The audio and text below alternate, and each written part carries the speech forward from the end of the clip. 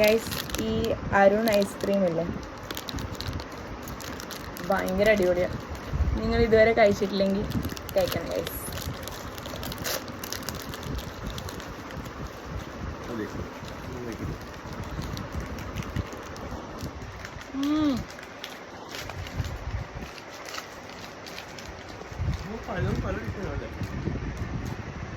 ഭയങ്കര ടേസ്റ്റ് അല്ലേ, അലിഞ്ഞു തോന്നുന്നു. കോട്ടൺ ക്യാൻഡി അടിപൊളി. ചോക്ലേറ്റ് കഴിച്ചാ നീ? അയ്യോ ഭയങ്കര ടേസ്റ്റ്.